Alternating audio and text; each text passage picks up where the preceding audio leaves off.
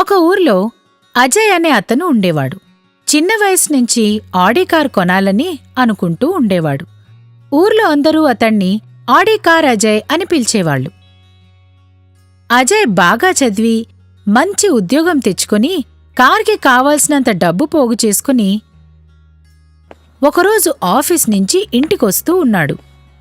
దారిలో అజయ్ ఫ్రెండ్ వెంకట్ చూసి, ఏమరా ఆడి కారేదరా నడుచుకుంటా పోతున్నావు? కొంటరా, టైం దగ్గర పడ్డది, చూస్తూ ఉండు. ఏ పోరా, చాలా ఇండ్ల సంది మాటలు వింటున్నాం.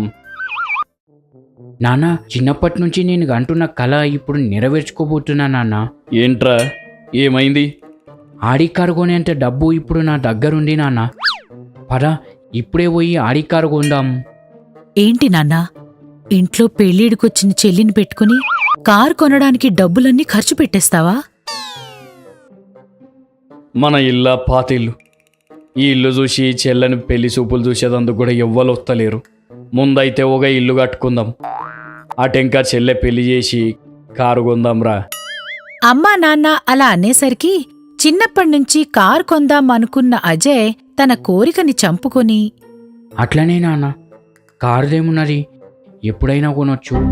కానీ చెల్లె పెళ్లి చేయాలి కదా, మీరు చెప్పినట్టుగానే చేద్దాం నాన్న. అజయ్ నాన్న జీవన్ ఇంటి పనులు మొదలుపెట్టాడు.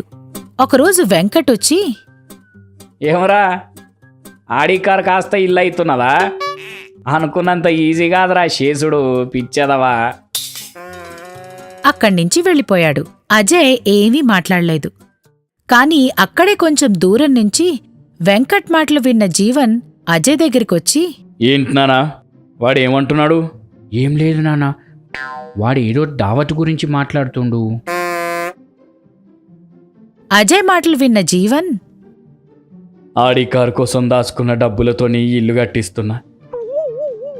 వాడి బాధ నాకు తెలియవద్దని నాకే అబద్ధాలు చెప్తున్నాడు. సరే, ఇవాళ నుంచి ఈ ఇల్లు పనులన్నీ నేను చూసుకుంటా, నువ్వు ఇక్కడికి రాకు. ఎందుకు నాన్న? నేనున్నా కదా, అన్ని దగ్గరుండి చూసుకుంటా, నువ్వు పో. అక్కడ్నించి అజయ్ని పంపించి జీవన్ ఆ ఇల్లు కాంట్రాక్టర్ దగ్గరికి వెళ్ళాడు. వెళ్ళి అతనితో ఏదో చెప్పాడు. అంతా విన్న కాంట్రాక్టర్, అట్లనే సార్, మీ అసంటి తండ్రి కొడుకుల కోసం గా మాత్రం చేయలేనా? మీరు చెప్పినట్టే చేస్తా. అలా 6 నెలలు గడిచింది. జీవన్ తన కొడుకు అజయ్ దగ్గరికొచ్చి, రేయ్ పద, కొత్తింటి దగ్గరికి వెళ్దాం.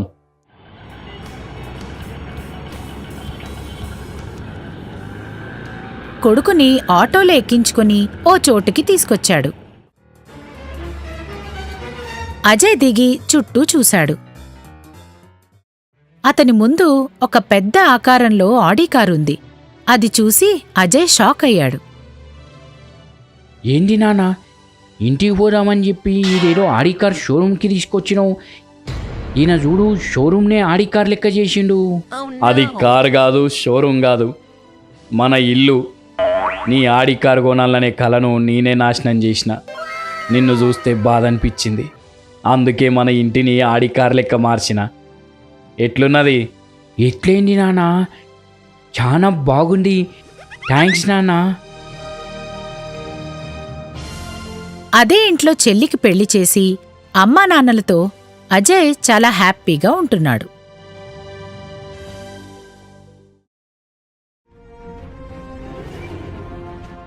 హరి చిన్న చిన్న దొంగతనాలు చేసి దొరికిపోతూ ఉండేవాడు.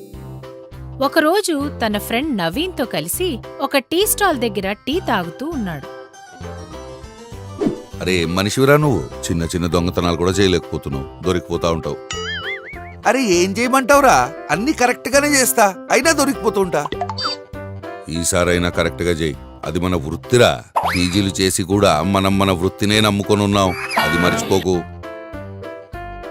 అజయ్ అనే అతను చేతిలో పుస్తకాలు పట్టుకుని అక్కడికొచ్చాడు. సరే కాని వాడెవడ్రా ఆ ఇంట్లో పోతున్నాడు? వాడా కాలేజీ పోరగాళ్ళకి ప్రైవేట్ క్లాసులు చెప్తాడ్రా. అవునా? ఇను, అరే నాకు మంచి ఐడియా వచ్చింది. అట్లా చేసిందనుకో, ఎన్ని దొంగతనాలు చేసినా నేను దొరకనే దొరక. అవునా? ఏంద్రా ఐడియా? చెప్పా, నువ్వే చూడు. అజయ్ ఏ ఇంట్లో ప్రైవేట్ లెసన్స్ చెప్తాడో వాళ్ళందరింటికి వెళ్లి అజయ్ గురించి చెడుగా చెప్పడం మొదలుపెట్టాడు.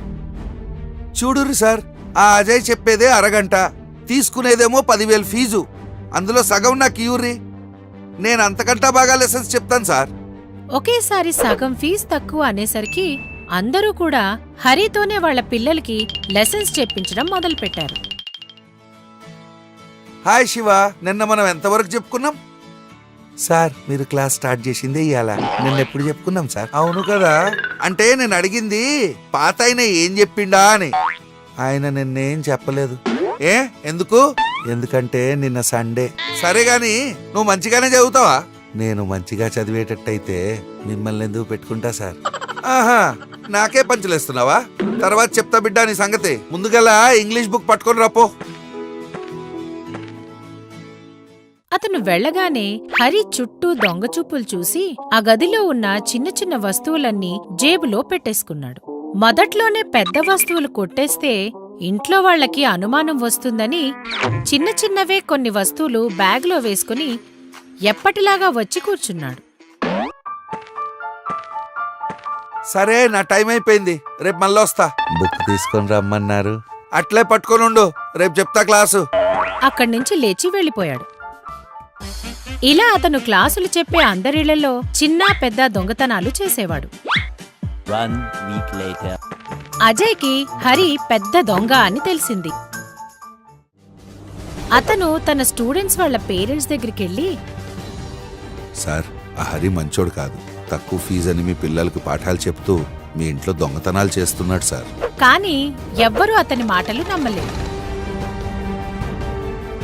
నీకంటే తక్కువ ఫీజు తీసుకొని ట్యూషన్ చెప్తున్నాడు కదా, అందుకే నీకు ఆడంటే మంట. నువ్వు అబద్ధాలు చెప్తున్నావు, నీ మాటలు మేము నమ్మం. పో ఇక్కడికెళ్ళి అని కసురుకొని పంపించాడు. అజయ్ ఈసారి తన స్టూడెంట్స్ అందరి దగ్గరకు వెళ్లి చెప్పాడు, సార్, మేము అతన్ని పట్టిస్తాం, మీరు ఫికర్ చేయకురి. ఆ తర్వాత రోజు ఎప్పటిలాగానే హరి క్లాస్ తీసుకోవడానికి శివ ఇంటికొచ్చాడు. క్లాస్ చెప్తూ మధ్యలో శివకి ఏదో పని చెప్పి లోపలికి పంపించాడు. అతను వెళ్ళగానే హరి చుట్టూ చూసి మెల్లగా అక్కడ్నుంచి లేచి అడుగులో అడుగు వేసుకుంటూ పూజగది దగ్గరికెళ్లాడు. లోపల బంగారు చెంబు తళతళా మెరుస్తూ కనిపించింది.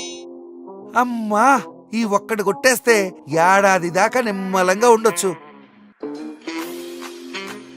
పూజగది గుమ్మం ముందు వేసిన మ్యాట్ మీద కాలు వేశాడో లేదో అతని కాళ్లకి మేకులు గుచ్చుకున్నాయి. అమ్మా అని గట్టిగా అరవబోయాడు. కాని అరిస్తే దొరుకుతాననుకుని నోరు మూసేసుకున్నాడు.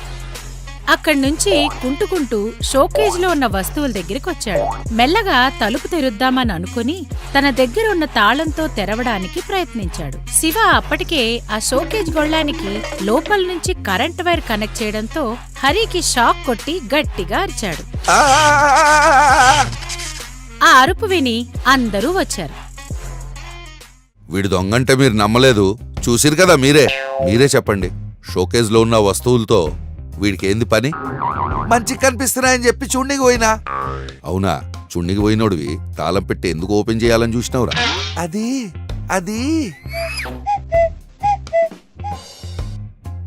అవును సార్, మీరు చెప్తే మేము నమ్మలేదు, ఇప్పుడు అర్థమైతుంది. నమ్మి నిన్ను ఇంట్లోకి రానిస్తే మా ఇంట్లోనే దొంగతనం చేయనికి చూస్తావారా? దొంగ ఎదవా, నిన్ను పోలీసులకు పట్టిస్తా ఉండు. అందరూ కలిసి హరిని పోలీసులకు అప్పగించారు. ఇలాంటి మరెన్నో అద్భుతమైన కథలతో మనం మళ్ళీ కలుసుకుందాం.